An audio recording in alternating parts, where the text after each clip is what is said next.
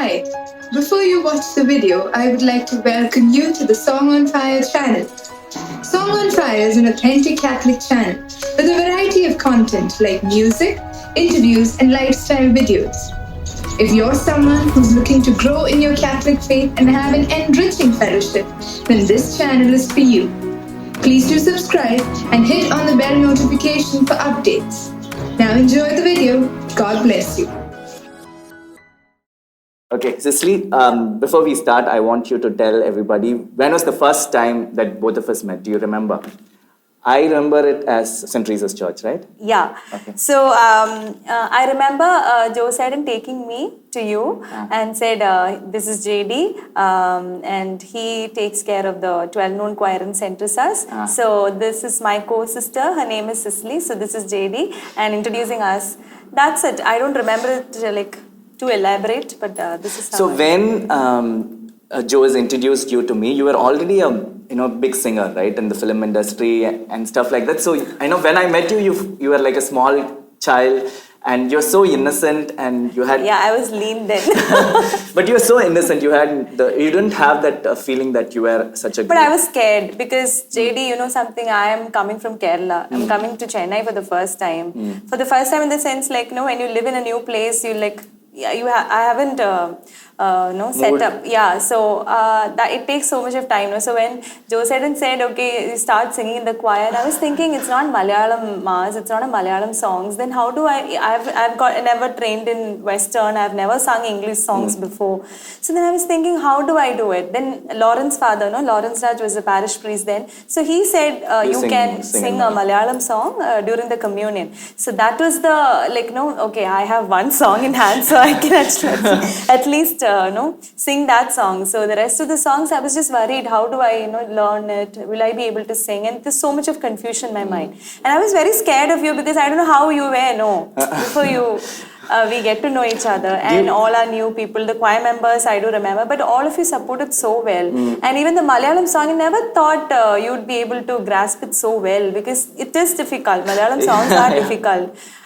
So I was thinking how you would get the chords properly, but each Sunday we used to practice and you would take time and sit with me and practice. So, and do you remember the first song that we played? Yeah. What was it? Manasinde Agraham Ellam. Was it? Yeah. Was it your caller tune? I always remember it. No. That's because why I sang that song because when I came to Kottayam, from Cochin, my father got transferred and we got transferred to Kottayam. So that time in church I sang this song. And that's when people started recognizing me as a singer. Okay. So I wanted to sing the same song here also. So that's why I remember that song. Are you sure it was that song? Yeah. Okay. Nirmal and all was there during that time, I remember. Yeah. Okay, so one of the reasons why I wanted to do this interview, Cicely, right now if somebody searches Cicely Abraham in YouTube, among the top 5 videos, at least 3 will be from Song on Fire. And one of the videos is actually an interview which we did 3.5 years back. So now that, I am invested in a lot of good equipments, I thought to redo this interview. And as you know, you are my lucky mascot. Whatever I want to do with Song on Fire, I want to start with you. So before we actually dwell into your life journey, I just wanted you to share about your experience of singing so many songs for the channel. Has anyone come back to you and said, given you feedback, and overall what has your experience been singing for the channel? Yeah, people always engage or just communicate with you with what is currently happening. So right now we have so many videos together in Song on Fire, and as you said, it's ranking really high. So when the people type my name in YouTube or whatever, they get these videos in hand. So they talk about it so much. So whenever I go in Kerala, I will always be thinking how people are because it's not a Malayalam channel.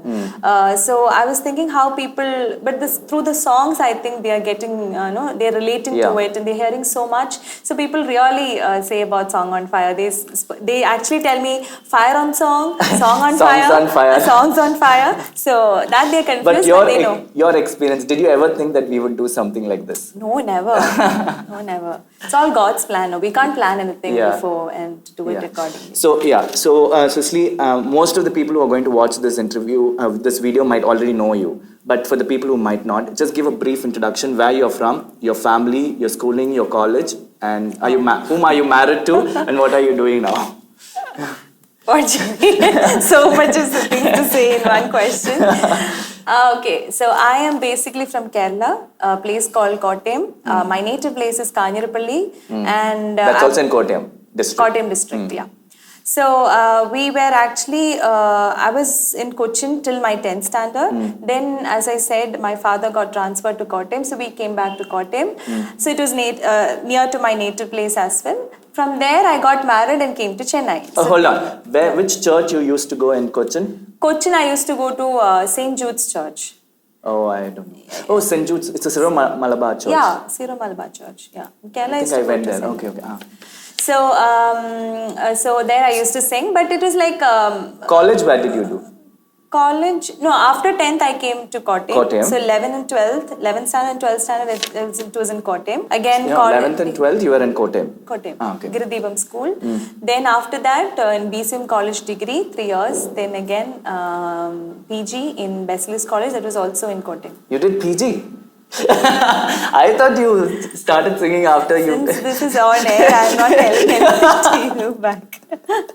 Okay. So, after that, I got married. Came back to Chennai. and so you were singing all this while. So, Yeah, so I was singing. Choir singing was there right from my childhood. I was singing in St. Jude's Church. Then when I came back to Kottayam, then I was singing in Lourdes Church, Lourdes Foreign Church. So then coming back to Chennai again, St. Teresa's Church, still continuing for the past 10 years. okay. So this is an important question which everybody wants to know about you, Cicely. So when did you identify your passion for music? Was it something that you found out naturally? Like people identify their own talent, or was it something that people around you told, or when you sang, said you really have the talent for music? Okay. So I've told this in many interviews, I guess. So in my family, right from my grandmom to my cousins, uncles, everyone sings. Okay. Well, so sings. everything sings really well. Okay. So it's the same thing that is passed on to me. So wherever I look, like everyone are singing. So I thought music is something that everyone gets, except my mom. I've seen everyone singing in the family. So I never knew that it was so great. So then what my parents did is they gave me proper training. So they understood how they got to know is because when we used to travel, my father will be the driving seat, my mom will sit beside. So in the middle there'll be space, right? So I'll be standing there.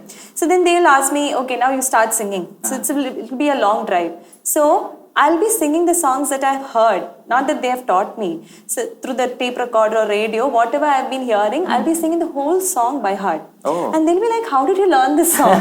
And I'm like, I don't know, I just learned it like that. So they understood that there's talent. So then they gave me proper training. In the sense, Carnatic training, it really helped me a lot. I should say, because they are my cousins or whoever, they didn't have that proper training, which helped me later on. Because as a child, I was really not interested in this training because it was boring.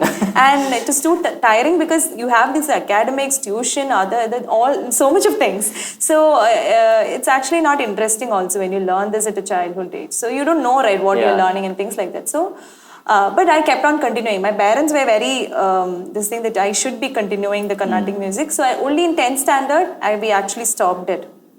So because of the exams and things like that. So until then I was continuing. So that has really helped me. Or now when I chose the profession, or when God led me to this profession, it actually helped me, because whenever a music director gives me a song, I should be able to grasp it well and sing what they expect out of it. So I was able to deliver it, which I think it's only because of this training. So I'm not telling that, I mean, to the new generation, I'm not telling that you should be trained in the traditional way of Carnatic, but the swaras, the Sarigama Padanisa, that swaras, even that if you can practice, that will help you a lot. And in this generation or now, you have the scope for learning Carnatic music in the lyrics translated according to a Christian faith. So that's also one thing that you can make use of, and learn something or train something in Eastern or Western according to your voice culture. If you train, that will really help you. That will polish your voice. So that leads me to the next question. So at what age did you think that you could be a professional singer and you could pursue this as a career? That's when I moved to Kottayam. So, So after 10th? After 10th. Okay. So I told you, right, I joined the choir in Kottayam. It was in Luth Church. There, my first song, I still remember, I sang on a Sunday and it was Manasante Agraham Ellam.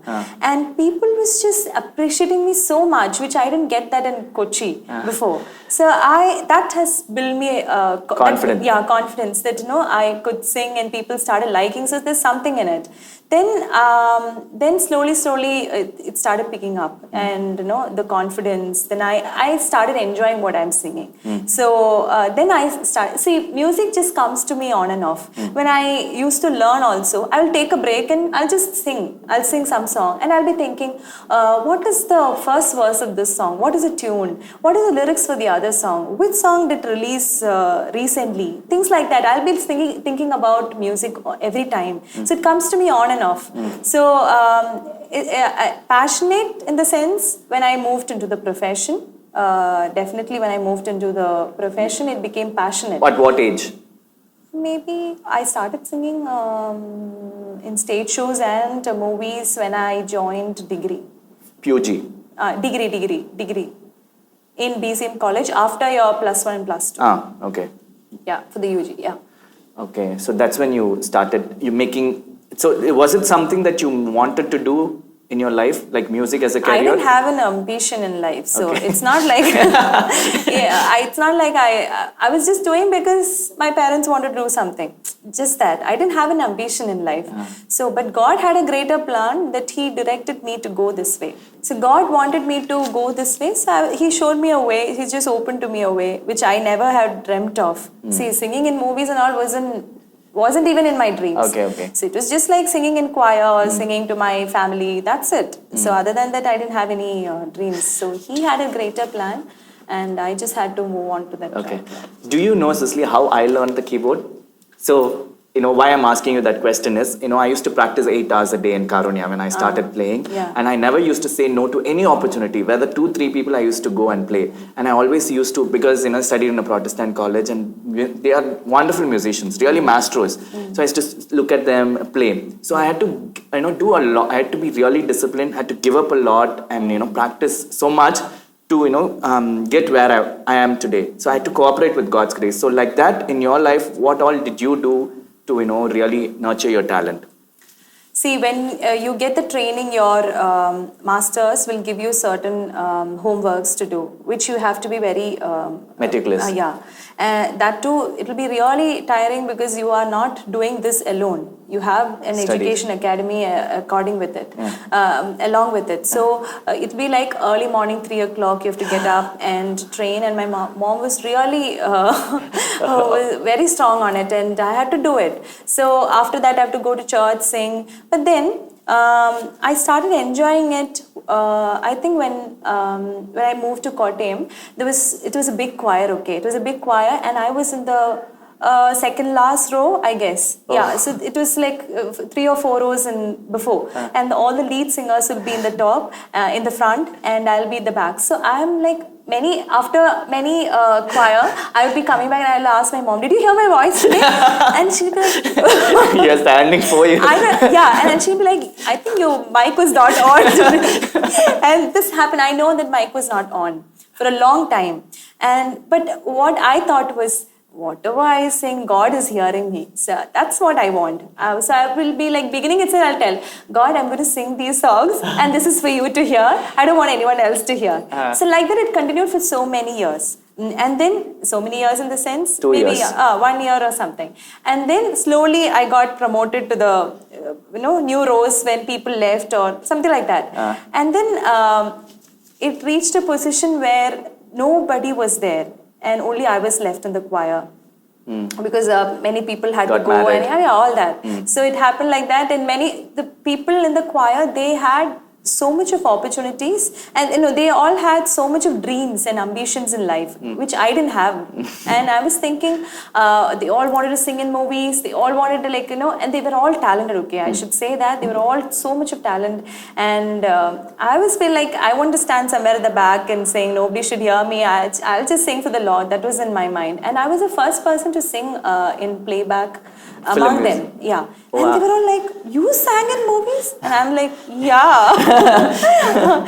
And then people started, okay, then there should be something with this girl, some talent with this girl. So let us ask her to sing solos in church. Then I went for daily mass. So if for the daily mass, nobody will be there. I alone will be singing. So that's how people started recognizing my voice and appreciating me. And that's how I got to the front rows. Then I became so close to the choir master. And we were like, we were so close. And they started giving me opportunity in recordings. So he is a wonderful music director too. So then we started singing in cassettes, albums, and things like that. And that's how the growth. So you were saying that you had to get up at 3 o'clock and sing. So that was something very difficult. During that time, you are asked to do something, so you have to do it. That's it. Other than that, so you get up in the morning to study, right? When you have an exam, you get up in the morning. You don't say that after a long time that, I got up at this time and learned all this. It's you have to do it, so you're doing it. Right now, when I think, how did I do all that? Because now I don't do it. So I was thinking like now, how did I do that time? Because you have that, they're very strict. These masters who are training you, they're very strict. So you have to learn what they're teaching you and go back to when you go the next time, you have to sing and show them what you've learned. So, So you started singing for film music. At the same time, you were also singing a lot in the gospel arena. So how successful was your career, Cicely, at that point? okay, so I started off in Christian devotional, singing Christian devotional songs. Then came this Which film. film did you sing? Can you say that? First, I sang in Tamil, Which one? Ponniyin Selvan. It was famous. They said it is because I'm not here, no. I was in Kerala. So I just came here because it was music directed by Vidya Sagar, sir. And sir said, no, that song is a big hit in Chennai and things like that. So I was happy. Then came Malayalam songs, then Telugu, Kannada, and things like that. Okay. Yeah. So you were doing a lot of film recording, gospel recording. At the same time, you were doing shows also. Yeah. Okay. Yeah. So at this, along with the studies. Yeah. along with the studies. Regular college. Okay. Yeah. So then you got married. Yeah. And fortunately for you, he was a very supportive husband, and you continued doing all this. Yeah. How important was his support for you? Oh, definitely. See, I am here, or I was able to continue all this. I would never say it's because I'm so talented that I can multitask and things like that. It's because of my parents' support and encouragement. My mom was along with me everywhere I go. My father had given me permission to do. So there was that space for a girl to grow and develop, no? So I was thinking after marriage, how do I convince the same thing to another strange person? He doesn't know about this field. He doesn't know anything about me. How do I convince this and ask him to support me the same way as my parents did? So then I would always say, Mother Mary, it's not possible, because I sing to her every day. So then I say, Mother Mary, just give me a spark, because I can't do it by just communicating it with him. I can't do it. I can't convince any person. So you do it. You tell me who is the right person. You give me a spark and let me know who is the right person. So when you saw it, you had the spark? Yeah, and he was the only person that I saw in my life. Even for him, it was only a fun proposal. So then we just talked like 10 minutes, and then we both said yes. And then after that, see, he was very supportive. He always gives me a space to do whatever I like. He's like, he says no, but then when it is 100% no. Or if it's like in between, he would say he's like it's a permission to do and try it out. He never holds you So that way it was very important for your career, right? Because it was at the peak when you got married. Yeah. Yes. So I should say about Itti's parents as well, because Chachan used to sing really well. So he knew we used to sing duets before, because my first cousin got married to Itti's first cousin. So we used to meet in functions and things like that. So I knew that he would sing, and we used to sing duets together. And you used to call you to sing? Yeah. Okay. We were in the same function. So people used to say, why don't you sing a duet? So we used to sing like that. So I knew him, and I was like, I didn't know Itti before. I've never seen Itti before, but I've seen him. So I was like, okay, Chachan being my father-in-law and we could sing together. At least I could sing with him. No. Yeah. So that was the one point that I thought in my mind. It's always good to and lucky to be a daughter-in-law of Chachan. So of Sojin. That's what I thought. And later on I met Itti and that's how. But I never knew how Itti was because with 10 minutes you can't get to know anything. But I felt that spark. Yeah. So that's the only point. But after that, I should say Amma and Chachan and Itti, everyone everybody was in the very family. supportive. Not only singing, I'm into business right now. Everything they're supportive. Like I wanted to try out different things. You have one life God has given you. Yeah. So I want to try out whatever I like to do. So they always have given me that space and encouragement and support to do whatever I like. So at this point, 2009, I think you came to Chennai. You got married in 2010. Huh? 2010. 2010. So you came to Chennai in 2010. Yeah. Okay, so that is when we both met Yeah. in the church. And so after knowing you, I think we have been together in the choir at least for 6 years. I left in 2015, so 5 years. 5 years. So one day, surprisingly, you came and told me, to my utter surprise, that you had gone for a retreat and you decided that you were no more going to sing film music. And this was at a time where your career was at the peak and something which you have worked your whole life, and it was your dream, right? Singing. So why did you make that drastic decision, Cicely? See, as I said before, I didn't have so much of singing in playback is something that I had an ambition in mind and I was looking forward to. Nothing like that. As I said before, it was just a way that God opened for me when I had nothing in my mind. So I was just walking along, and this is not my life or something. For me, to lead a peaceful life, happy life is what I always desire for. So for me, after a point of time, I was thinking there's nothing creative that I'm doing anymore. Even you sing, you're singing the same songs. You're singing, there's nothing creative. There's nothing innovative. So I was thinking it's more of like a material job now. One thing that I was happy about it is when you sing, you make another person happy. So that is what I always wanted, and I was happy about it. But after a point of time, you are in this run. You're doing something because people want you to do something. Yeah. You're doing it, keeping on doing it. But there's some sort of dissatisfaction. I was not happy with it 100%. So then I that's wanted when you to went for the retreat. Yeah. Okay. So this retreat was not because I was confused and I want to take a decision. Oh. It just happened that way. At that time. Yeah, Okay. at that time. So I went there and I didn't have this particular thing in mind. I was praying for some other intention. But then when I went and met the father, it was in Anakara, Father Dominic Valamnal. So I went and met him. So I had written few things on my paper. So his eyes got stuck to one word called music in that paper.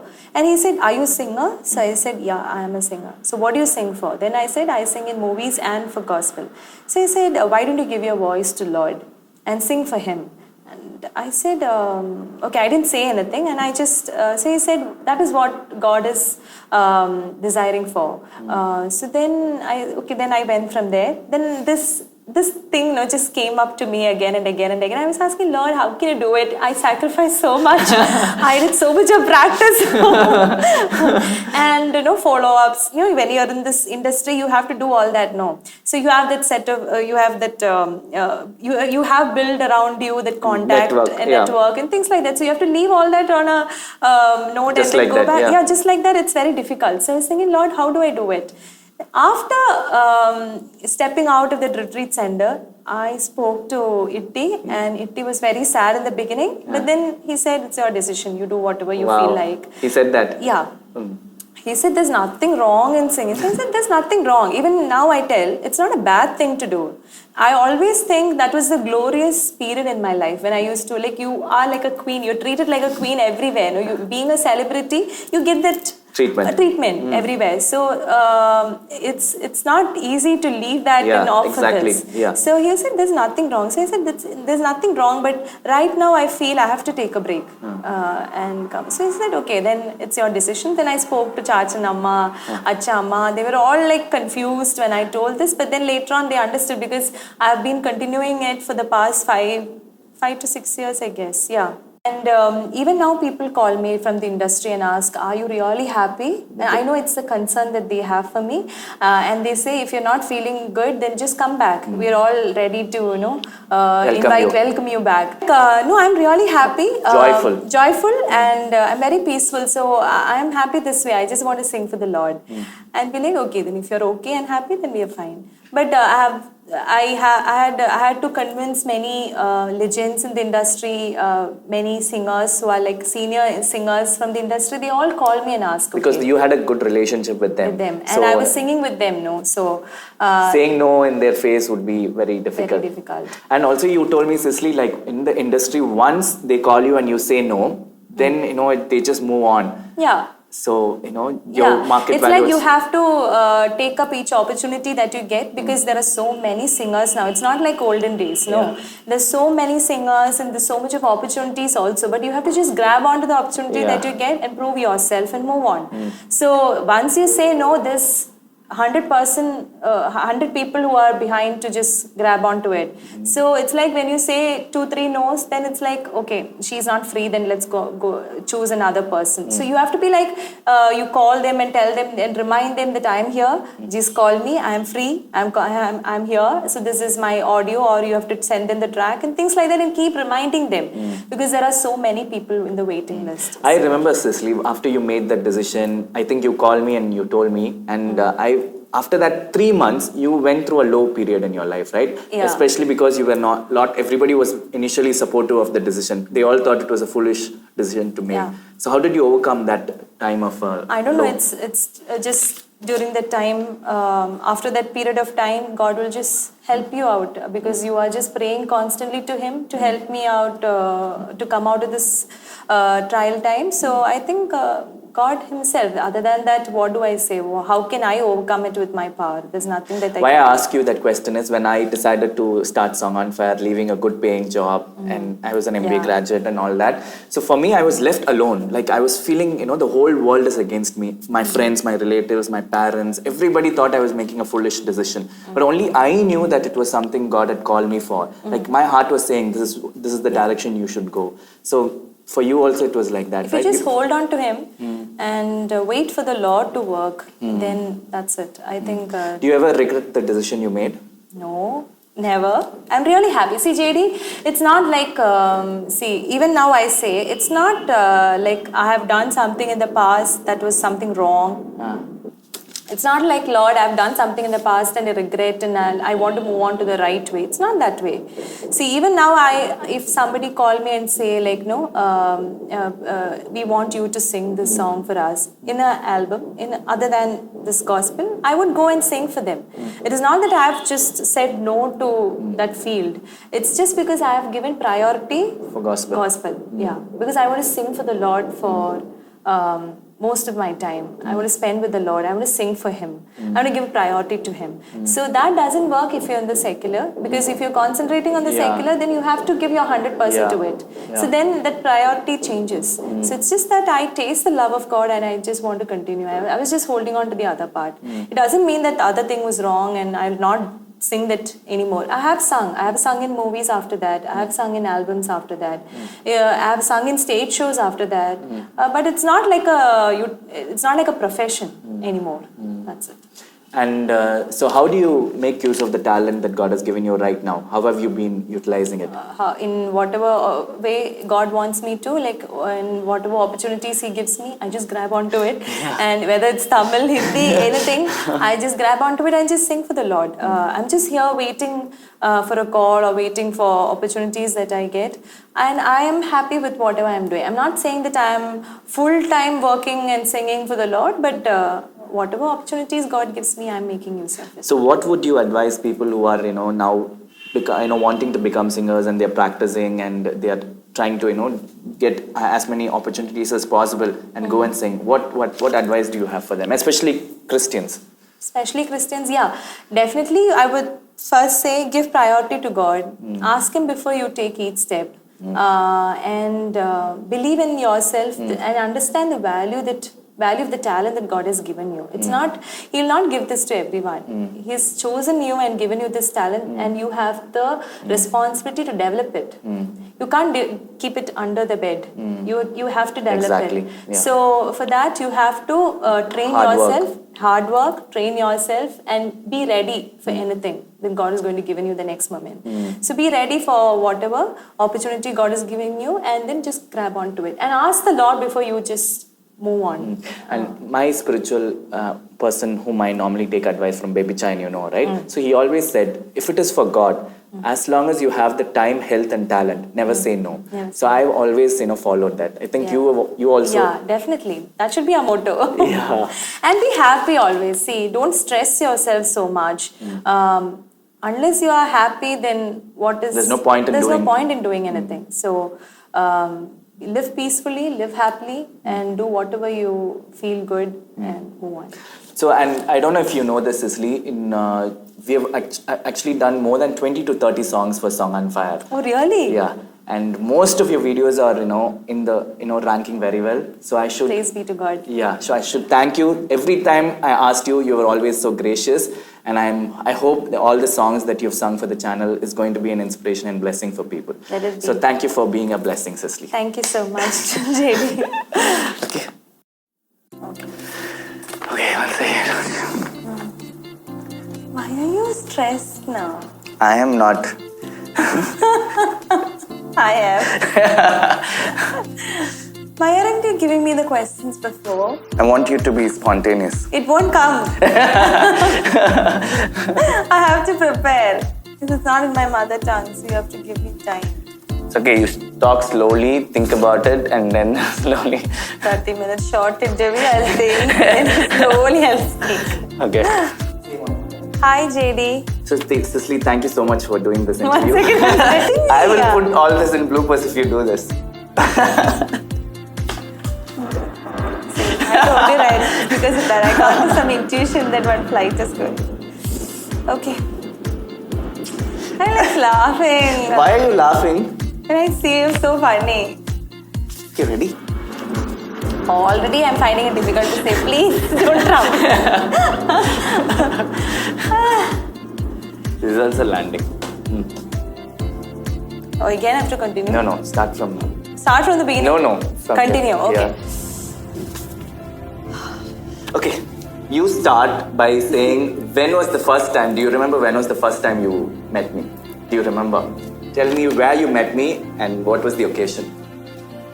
Have you started? Yeah. You ask again then. This is takeoff. Lord. No, it's landing again. How many landings are there?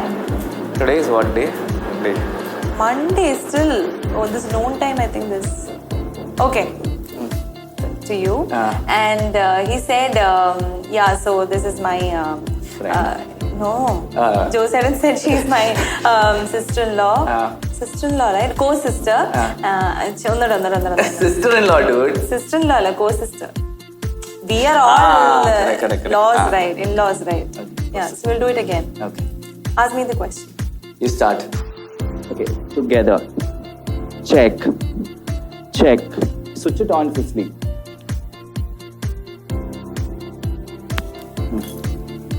Check. This is my volume. Say hi, JD. Hi, JD.